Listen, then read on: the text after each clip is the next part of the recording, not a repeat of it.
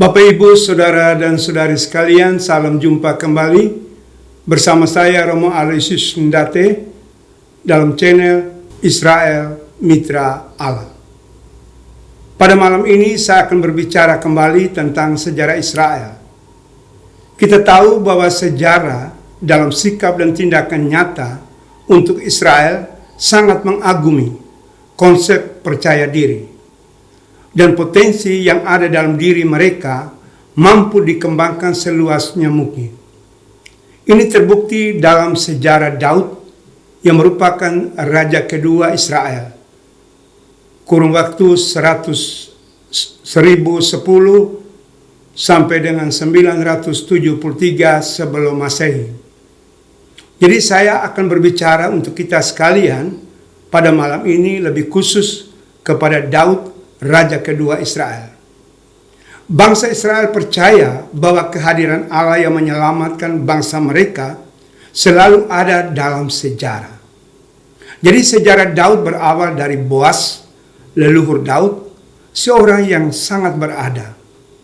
Beberapa orang yang dikatakan rupawan adalah Daud bersama istri Bathsheba dan ketiga anaknya yaitu Amnon, Absalom, Asdonia, tetapi akhir hidup mereka tidak menyenangkan. Mengapa demikian? Karena Yahweh sungguh berkomitmen kepada Israel agar selalu berada dalam kebebasan, sehingga sejarah bisa ditangkap melampaui batas. Dalam religius asli, hal diperhatikan oleh Allah bukanlah segi lahiriah, melainkan apa yang ada dalam hati. Kita bisa bandingkan 1 Samuel bab 16 ayat 7. Daud diurapi oleh Samuel lama sebelum ia menjadi raja Yehuda. Untuk itu tema pembicaraan kita sekarang, sejarah Daud, raja kedua Israel yang melawan nalar. Daud berarti yang dikasihi atau sempurna, dari suku Yehuda atau suku selatan. Dalam opini yang sangat kontroversial, pengangkatan Daud terbukti melawan nalar. Daud adalah putra bungsu dari 8 bersaudara. Anak Esai yang berasal dari Efrata di Bethlehem di daerah Yehuda, atau cicit dari Rut dan Boas. Adapun 8 saudara Daud, yaitu Eliab, Abinadab, Sama, Nathanael, Radai, Osem, Seruya, Abigai, dan Daud sendiri. Daud sebagai anak termuda dikirim oleh ayahnya untuk mengantar perbekalan bagi saudara-saudaranya di perkemahan Israel. Tindakan tersebut sama seperti Yusuf dahulu yang pergi melihat saudara-saudaranya di padang pengembalaan. Dan ternyata ada 3 saudara tua Daud, yaitu Eliab, Abinadab, dan Sama yang telah bergabung dengan Saul untuk berperang melawan orang Filistin. Daud juga mulai bergabung dengan Saul dan ketiga kakaknya yang sudah berulang kali mendapat olokan orang Filistin, terutama Goliat, pendekar Filistin dari Gad. Nah, kemudian Daud menerima tantangan Goliat yang mencuat di antara kecemasan dan ketakutan orang Israel di kala itu. Selanjutnya, Samuel ditugas atau diutus untuk menjajaki dan mulai menemukan keluarga Daud untuk mengurapinya sebagai pengganti Saul. Nah, tanggapan penatua Bethlehem, tempat tinggal Daud, atas kedatangan Samuel dengan pasti menunjukkan besarnya kekuasaan yang Samuel miliki. Dengan bimbingan Tuhan, Samuel mulai mengurapi Daud yang telah terbukti sebagai seorang prajurit yang handal dan berhasil dalam segala hal yang dikerjakan. Pada mulanya Samuel takut mengurapi Daud. Jangan-jangan Saul akan membunuh dirinya. Kita bisa bandingkan 1 Samuel bab 16 ayat 2. Sehingga pengurapan Daud baru terjadi di rumah Esai di Bethlehem. Itu tanpa ada publisitas. Jadi Samuel mengurapi Daud dengan jamuan makan pribadi dengan sedikit keramaian yang berbeda dengan Saul. Lantas orang-orang Filistin yang tidak bersunat itu telah mencemooh tentang Allah yang hidup. Lalu kata Daud, Tuhan yang telah melepaskan aku dari cakar singa dan dari cakar beruang di padang pengembalaanku, Dia juga akan melepaskan aku dari tangan orang Filistin itu. Ini janji Daud. Kita bisa lihat 1 Samuel bab 17 ayat 37. Jadi Daud tidak takut terhadap orang Filistin. Daud sudah berpengalaman menjaga dan menyelamatkan kambing dan domba dari serangan beruang dan singa. Daud sama sekali tidak menggunakan peralatan senjata seperti Saul, melainkan Daud mempercayakan dirinya kepada Tuhan. Nah, dalam versi ini ditambah dengan sebutir batu dan umpan yang merupakan sarana membuat Goliat sang pendekar mati terkapar dan seluruh pasukan Filistin lari menghilang. Daud berseru, Tuhan menyelamatkan bukan dengan pedang dan bukan dengan lembing. Dalam peristiwa yang sangat terkenal antara Daud dan Goliat, raksasa unggul itu akhirnya gugur di tangan Daud. Maka Filistin mengubah segala-galanya. Nah, setelah Daud menang pertama melawan Filistin, Daud menamakan tempat Baal Perasim, yang berarti Tuhan menerobos. Mengingat baik tentara maupun berhala telah dihancurkan. Baala adalah nama lain dari Kiryat atau Yearim, tempat tabut ditinggalkan. Daud telah menjadi tokoh yang memampukan Israel untuk meremukkan kekuasaan Filistin dengan membunuh raksasa Goliat. Jadi Daud yang mampu membunuh raksasa Goliat. Saul mengalahkan beribu-ribu musuh, tetapi Daud berlaksa-laksa, yang membuat Saul merasa dengki kepada Daud. Kita lihat 1 Samuel bab 18 ayat 7 sampai 9. Tampaknya Raja Saul dan Daud terpilih karena mereka dikaruniai Allah. Sesuai janji Saul atas kemenangan Daud, maka mulai terjadi pembebasan pajak untuk keluarga Daud. Dan Daud pun kawin dengan Merab, tetapi Mikal, anak kedua dari Saul yang jatuh cinta pada Daud. Nah, mendengar hal itu, Saul sangat bergembira karena yang menikah dengan Daud adalah Mikal.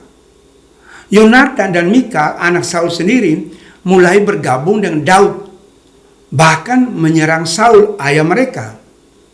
Di samping tentara Daud yang siap tempur, yang dikepalai oleh Yoab, saudara sepupu, masih ada pengawal pribadi yang terutama diambil dari serdadu-serdadu asal Filistin, yang kesetiaannya terhadap Daud tak pernah goyah. Jadi ada serdadu Filistin, ketika Goliat sudah mati, maka mereka mulai bergabung dengan Daud.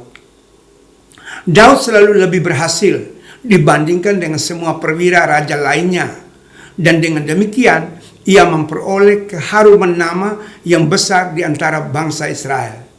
Nah, kita tahu bahwa Daud harus terus-menerus lari dari pembunuhan Saul yang timbul dari kedengkian dan tidak mengenal belas kasih. Jadi keberhasilan Daud yang membuat Saul cemburu. Nabi, imam, bahkan musuh nasional sekalipun tak dapat memberikan perlindungan terhadap Daud. Dan jika ada orang yang membantu Daud, akan dihukum secara kejam oleh Raja Saul yang sudah menjadi gila kekuasaan. Dalam kemenangan Daud atas Goliat, membuat ayah dan saudara-saudaranya merasa sangat tertarik kepada Daud. Yonatan sebagai anak Saul mulai melepaskan pakaian kebesaran dan senjatanya diberikan kepada Daud sebagai penyerahan takhta. Yonatan dan Daud menjadi sahabat, tetapi Saul menjadi kepedihan, mengingat masa berakhirnya Saul ditandai dengan 10.000 orang tentara Israel dibunuh oleh Filistin. Daud disanjung oleh para wanita dan mengejek Saul, sehingga pada waktu Daud main harpa, Saul menancap tombak kepada Daud, tetapi Daud menghindar dan melarikan diri. Daud semakin baik dikala Saul semakin terpuruk, baik sebagai raja maupun sebagai pribadi. Allah telah membuang Saul dari kedudukan Raja Israel dan memilih Daud. Mikal dan Yonatan sebagai anak Saul mulai melindungi Daud sambil berujar, Daud tidak akan mati di tangan Saul ayah mereka. Tetapi tidak lama kemudian Yonatan meninggal dan tidak dapat melihat Daud menjadi raja besar. Daud mulai bersembunyi di Nob dan hanya memberi waktu untuk Daud lari. Daud mulai meminta keadilan dari Tuhan. Tetapi Saul mempunyai tentara 3.000 orang dan Daud hanya 600 orang. Kita bisa bandingkan 1 Samuel bab 24 ayat 3. Nah, bagi Saul, Daud cukup cerdik dan mulai mengakui Daud sebagai raja. Terbukti ketika Saul mendengar pidato Daud, Saul menangis sebagai tanda terima kasih, penyesalan, dan kesedihan. Pada waktu itu Yerusalem belum menjadi kota Israel sampai Daud menjadi raja penuh. Daud memiliki semua sifat yang diharapkan dari seorang pahlawan. Seperti dalam kitab suci menyebut, penampilan yang menarik, kemampuan berbicara, dan pandai bermain musik. Menyusul suku-suku utara Israel mengurapi Daud menjadi raja mereka dengan 2 alasan. Mereka mengakui Daud sebagai saudara mereka untuk tidak terjadi pemerintahan di bawah orang asing. Yang kedua, mereka mengingat kepemimpinan militer Daud dan janji ilahi memerintah Daud akan ditegakkan bagi Israel dan Yehuda. Tibalah saat kematian Samuel dan Israel meratapi. Samuel yang mengurapi Daud wafat sebelum melihat Daud yang diurapi itu menjadi raja Israel yang terbesar. Nah, pada waktu Samuel wafat, Daud sedang dikejar-kejar oleh Saul di padang belantara En-Gedi. Samuel adalah salah seorang tokoh kunci dalam sejarah Israel. Namanya diabdikan di antara para pahlawan imam. Kala itu semua peranan hakim berpindah menjadi raja. Samuel telah memiliki 2 jabatan, yaitu imam dan nabi. Ada pula salah seorang peternak yang kaya bernama Nabal. Dia menolak secara kasar bahwa dia berutang budi kepada Daud.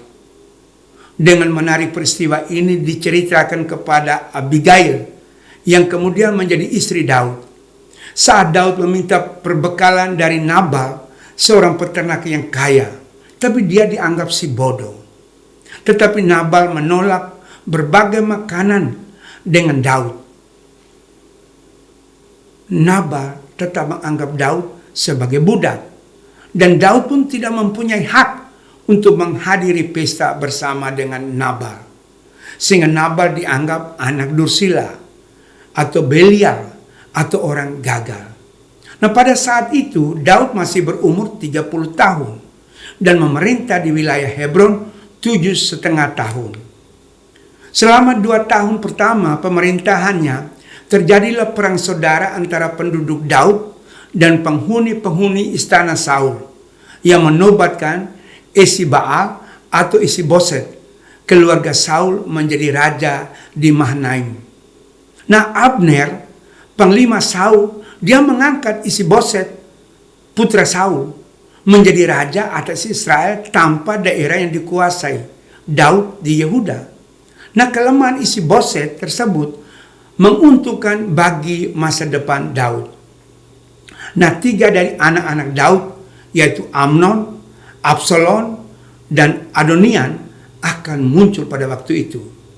Isi-Boset sesungguhnya hanya sebagai boneka yang dikendalikan oleh Abner, panglima Saul yang sangat setia.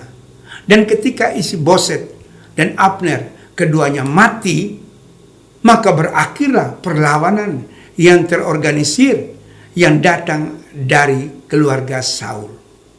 Daud menyerang orang Amalek yang sama dan mengalahkan mereka secara telak. Nah, secara etika eksistensial, Daud melepaskan semua apa yang dirampas oleh orang Amalek. Daud dalam kisah perang pernah dikecam karena tidak maju ke medan laga pada saat perang, dan cuma mengutus Yoab, saudara sepupunya, sebagai penggantinya yang memusnahkan Bani Amon dan mengepung kota Raba. Kita bisa lihat 2 Samuel bab 11 ayat 1. Nah, sesudah Saul meninggal, Daud menanyakan kepada Allah, dan ia dibimbing kembali ke tanah Yehuda, ke dalam sukunya sendiri. Disinilah Daud diurapi menjadi raja dari teman-teman sesukunya dan menjadi Hebron kota kedudukan raja. Nah, Daud diurapi menjadi raja atas ke-12 suku Israel di Hebron, dan dari sana segera ibu kotanya dipindah ke Yerusalem. Daud mempersatukan wilayah utara atau Israel dengan wilayah selatan yaitu Yehuda. Daud menaklukkan Yerusalem dan menjadikan ibu kota kerajaan. Jadi Daud menjadi raja itu didukung atau disetujui oleh 3 wilayah. Kita lihat wilayah utara atau Israel, mereka juga mengurapi Daud, dan juga di Bethlehem, dan juga di Hebron. Jadi dalam pemerintahan Raja Daud masih akan berjalan 33 tahun lagi. Dengan bakatnya, Daud mampu menundukkan musuh-musuhnya secara teratur, yaitu orang Filistin, orang Kanaan, orang Moab, Amon, Amran, Edom, dan Amalek, yang membuat nama Daud tertulis dalam sejarah Israel. Nah, Daud adalah raja kedua bangsa Israel mulai tahun 1010 sampai 970 sebelum Masehi. Misi Daud ialah menaklukkan orang Filistin, menduduki Sion, yaitu sebagai benteng orang Yebus di Gunung Moria. Jadi Daud pernah mengalami rasa putus asa seperti Abraham karena belum mempunyai anak, dan membuat harapan Daud akan masa depannya semakin tipis. Tetapi Daud mengakui bahwa Tuhan adalah sumber kekuatan dan keberhasilannya. Nah, atas seluruh keputusan Daud yang cepat dan tegas untuk membagi hasil rampasan di antara semua anggota tentara itu menjadi permulaan kebiasaan Israel yang menarik perhatian. Jadi Daud menolak mahkota Saul yang ditawarkan oleh utusan orang Amalek. Daud pun menolak untuk menguasai kerajaan dengan cara kekerasan. Kita bisa bandingkan 2 Samuel bab 1 ayat 1 sampai 16. Karena Daud punya komitmen dan kesetiaan kuat kepada Yahweh, Raja Daud menguatkan posisi kultur religius dan politis dengan membawa kembali tabut perjanjian ke ibu kota yang baru, yaitu di Yerusalem.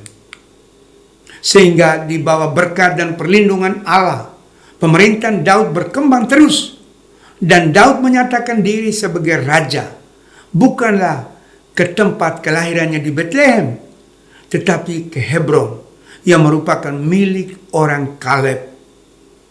Daud bisa menguasai wilayah Hebron karena perkawinannya dengan Abigail, janda Nabal, orang Kaleb itu.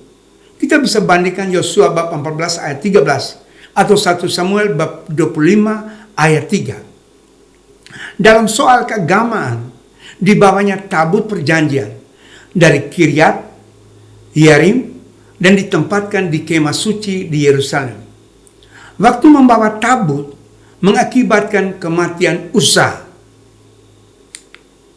Waktu itu terjadi peristiwa ketika ada perarakan besar, suara riuh rendah dari 3.000 orang, dan terganggu oleh peristiwa kematian mendadak Usa yang tak terduga ketika Usa menyentuh tabut. Nah, atas kejadian itu Daud marah kalau tabut itu mencelakakan orang Israel. Karena itu Daud mengatakan, biarlah tabut itu tinggal di Obed Edom bersama orang Filistin. Kalau kamu membuat kegaduhan itu. Sebetulnya kemarahan Tuhan itu karena tidak ada imam-imam dan orang Levi yang mendampingi perpindahan tabut itu. Jadi Daud dengan menggunakan baju efod dari kain lena yang biasa dipakai oleh para imam waktu upacara liturgis, mulai memindahkan kembali tabut ke Yerusalem. Kota itu ditetapkan menjadi ibu kota politis dan religius Israel. Jadi setelah tabut itu dipindahkan Yerusalem, maka kota Yerusalem mulai saat itu disebut kota politis dan religius bagi Israel. Daud juga kembali memperingatkan Mikal, istrinya, anak dari Saul tadi, bahwa Tuhan telah menolak keluarga ayahnya Saul. Hukuman yang ditanggung oleh Mikal adalah kemandulan yang merupakan penderitaan yang paling besar bagi wanita dalam masyarakat Yahudi. Daud juga memperhatikan hal intern, termasuk ibadat kepada Allah yang sudah ada tempat yang layak. Itu terbukti oleh wahyu yang diterima oleh Nathan agar Daud tidak boleh membangun bait Allah. Jadi Nathan itu dalam nubuatnya menyampaikan kepada Daud untuk tidak boleh membangun bait Allah. Nathan menggarisbawahi institusi kenabian dalam kaitan dengan kerajaan.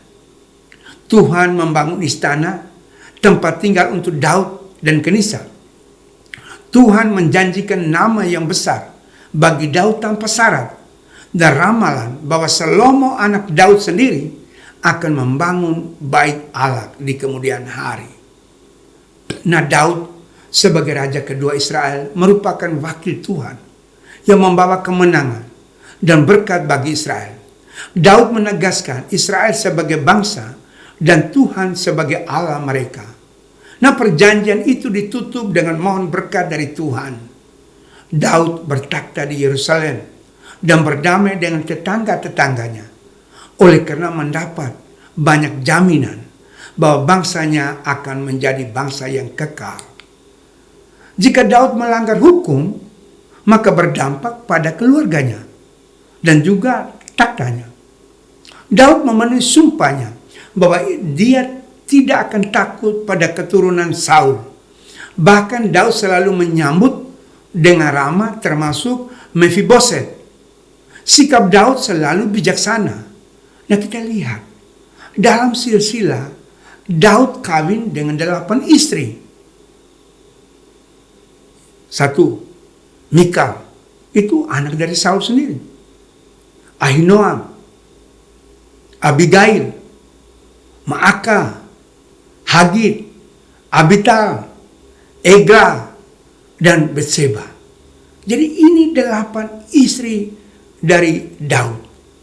Nah, tidak termasuk yang para gundi dan istri-istri yang lain. Daud bukanlah tokoh yang sempurna.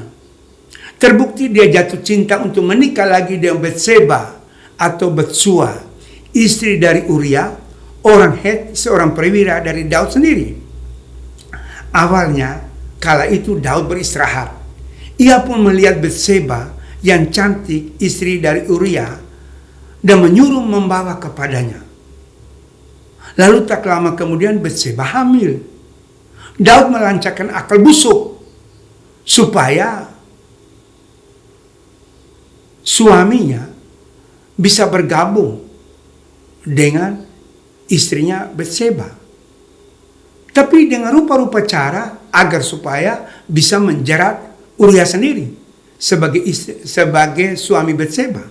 Bahkan tidak lama niat Uria harus dibunuh.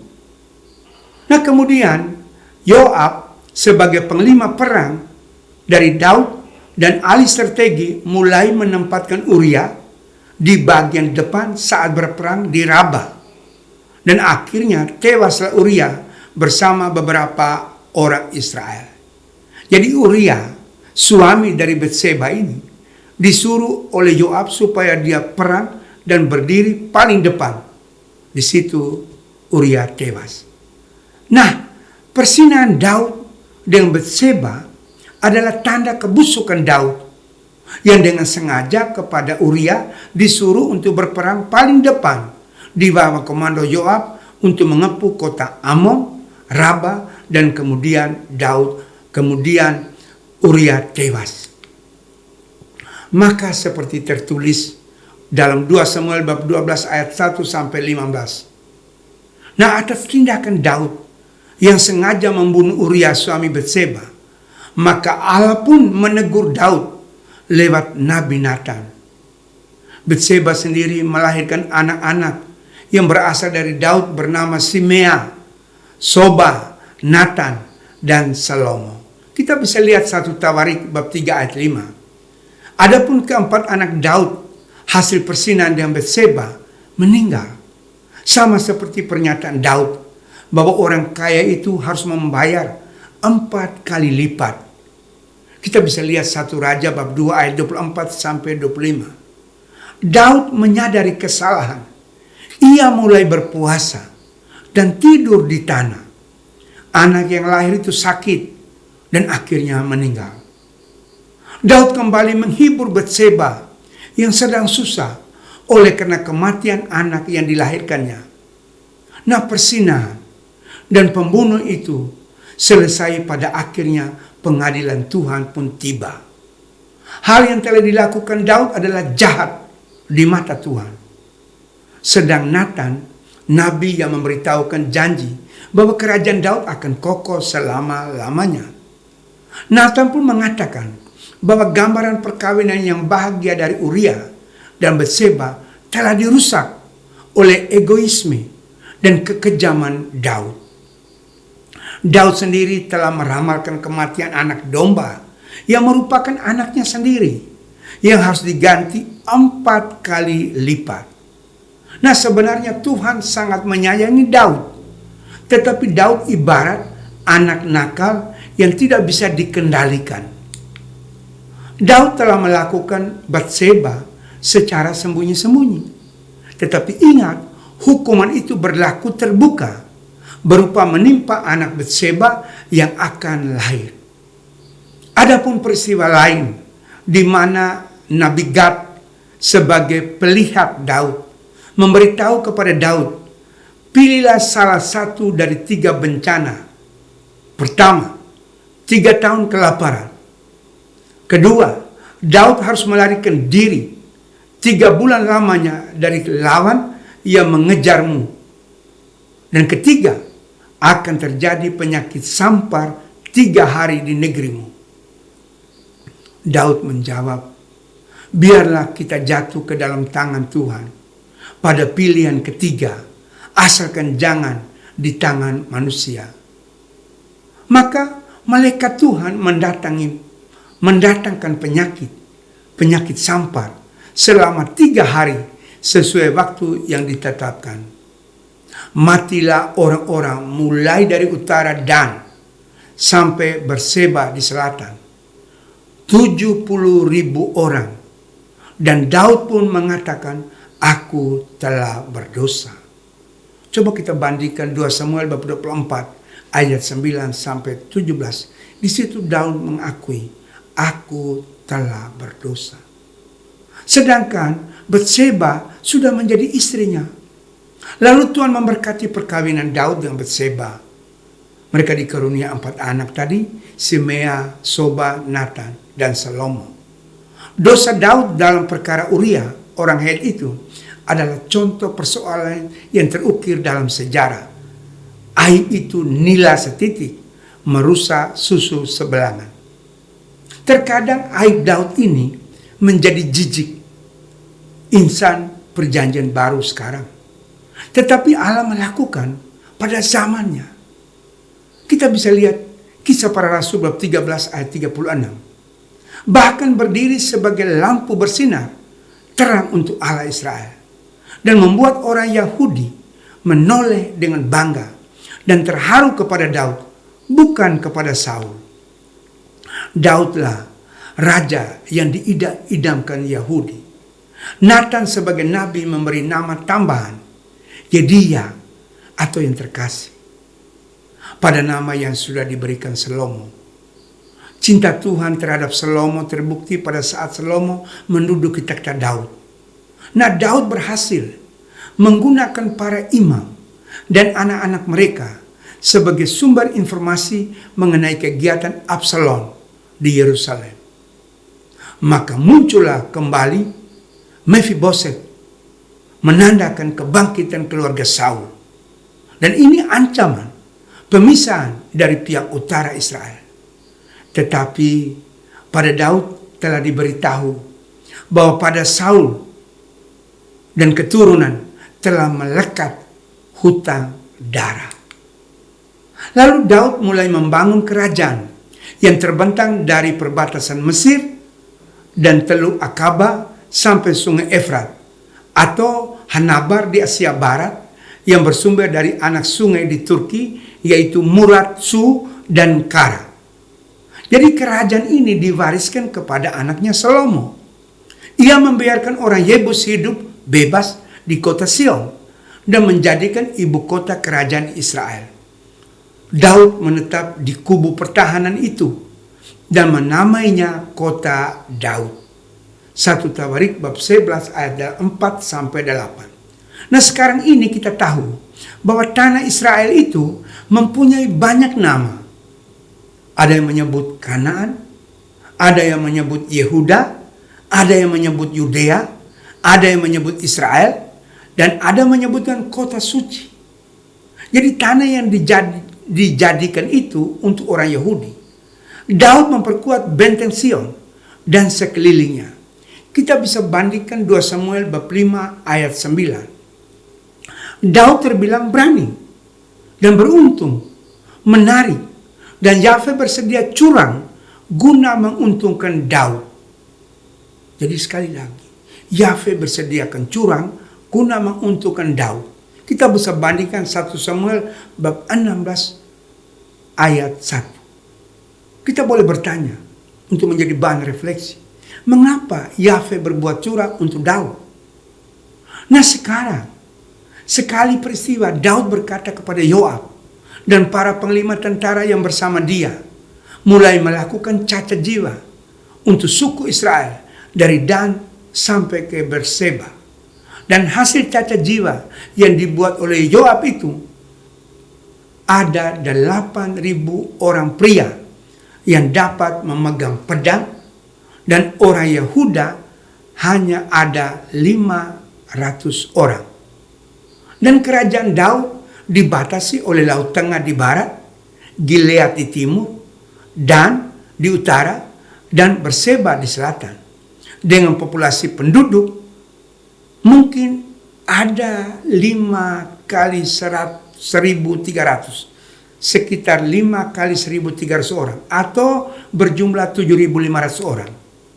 Dan Daud menguasai Yerusalem sebelumnya dikuasai oleh orang Yebus. Oleh karena berkat keberanian Yoab sebagai panglima tentara Daud. Mengingat Yerusalem mempunyai letak yang sangat strategis antara dua suku utama dari kerajaan Daud, yaitu Yehuda dan Benyamin. Daud mempunyai kesempatan dan sarana untuk membangun sebuah istana bagi dirinya. Hiram, teman Daud dari Tirus, dan Daud menerima banyak kiriman kayu aras dan tukang-tukang. Begitu juga kelak anaknya Salomo waktu membangun bait suci juga dibantu oleh Hiram dari Tirus berupa kayu dan tukang-tukang. Maka 12 suku Israel bersatu hati untuk memperkuatkan Daud. Daud menaklukkan Yerusalem dan membangun istana di sana. Kita tahu bahwa pada masa Raja Daud, tabut dijemput dari tempat pembuangan Kiryat Yearim dan dengan penuh hikmat ditempatkan di kemah kudus Gunung Sion di Yerusalem. Jadi tabut ditempatkan di kemah kudus Sion di Yerusalem. Kita bisa lihat 2 Samuel bab 6. Daud berkata, "Lihatlah, aku ini diam dalam rumah dari kayu aras, padahal tabut Allah diam di bawah tenda." 2 Samuel bab 7 ayat 2. Tetapi izin tidak diberikan kepada Daud untuk membangun bait suci, sebab tangan Daud dinodai darah musuh-musuhnya. Namun bahan-bahannya telah ia kumpulkan, harta ditumpuk, Dan tanah untuk tempat bait suci dibeli oleh Daud seharga 50 sikal perak. Jadi tanah untuk bait suci itu dibeli oleh Daud 50 sikal perak. Kita bisa bandingkan 1 Tawarik bab 22 ayat 8 atau 2 Samuel bab 24 ayat 18 sampai 25 atau 600 sikal emas. Daud ingin membangun bait suci bagi Tuhan, tetapi Tuhan menghendaki Salomo anaknya yang nanti akan membangun. Dan pada akhirnya pembangunan bait suci dimulai oleh Raja Salomo pada tahun keempat pemerintahannya dan selesai 7 tahun kemudian. Daud mulai membuat peraturan keagamaan yang kemudian hari menjadi susunan kebaktian dalam kemah suci. Termasuk keahlian Daud dalam mengarang mazmur pujian dan nyanyian ratapan. Kita bisa lihat Nehemia bab 12 ayat 24 atau bab 36 ayat 45 sampai 46. Nyanyian pujian mazmur itu sebanyak 73 mazmur dalam Alkitab tercatat atas nama Daud. Kita juga boleh bandingkan di Perjanjian Baru Lukas bab 20 ayat 42 tentang pujian Daud sebanyak 73 mazmur. Daud kemudian menjadikan Yerusalem sebagai pusat agama bagi semua orang Israel dengan membawa tabut perjanjian ke sana dan ditaktakan pada sebuah kemah. Nah, sejarah telah membuktikan bahwa monoteisme sebagai bentuk agama sangat berkembang pada masa Daud dan selanjutnya paling kompleks dan unggul sejak kehadiran Abraham, Ishak, Yakub, Yusuf, Musa, Yesua hingga pada Raja Daud. Allah Israel tetap terjaga dan tidak pernah tertidur. Setelah zaman Daud, Yerusalem, Sion dan Israel menjadi sinonim. Nah, di masa Raja Daud, kesucian, keamanan, dan alam telah menyatu untuk menjadikan Yerusalem sebuah benteng kuno yang dianggap religius yang tak tergoyahkan hingga hari ini. Orang Yahudi melihat dengan bangga dan terharu kepada Daud, bukan kepada Saul. Daud dipandang sebagai Raja Yehuda, pendiri kerajaan. Orang Yahudi mulai menanti-nantikan datangnya Mesias. Nah, Daud dalam kitab suci dilukiskan sebagai nenek moyang, perintis dan bayang-bayangan dari Tuhan Yesus Kristus, yaitu anak yang lebih agung dari Daud. Dalam Perjanjian Baru, Daud mendapat gelar berulang-ulang diberi kepada Yesus, seperti diantaranya anak Daud. Menurut Rasul Paulus, Yesus ialah menurut daging diperanakan dari keturunan Daud. Kita bisa bandingkan Roma bab 1 ayat 3. Sedangkan menurut Yohanes, Yesus sendiri berkata tentang dirinya sendiri, "Akulah tunas," yaitu keturunan Daud. Wahyu bab 22 ayat 16. Nah, cerita tentang Daud kita jumpai bahan berlimpah-limpah dan kaya.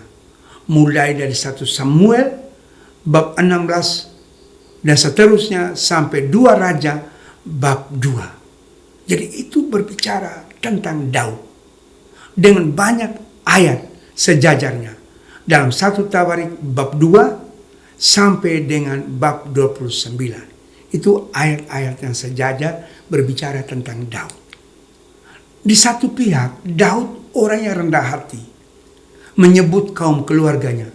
Termasuk di pihak lain, Daud menjadi bapa leluhur dan keturunan yang ternama, seperti tertera pada silsilah Tuhan Yesus dalam Injil Matius bab 1 ayat 1 sampai 17. Nah, hal ini dibuktikan oleh pengakuan kitab suci Perjanjian Baru tentang keagungan Daud. Dan memang secara nyata Mesias datang dari keturunannya secara kemanusiaan.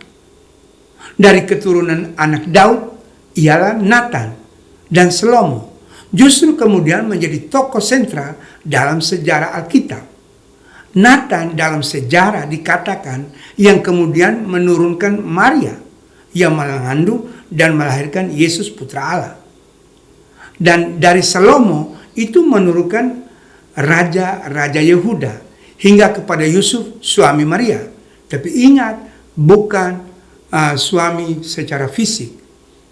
Daud telah berjanji kepada Batseba bahwa Salomo anaknya akan menggantikan sebagai raja. 1 Raja bab 1 ayat 17.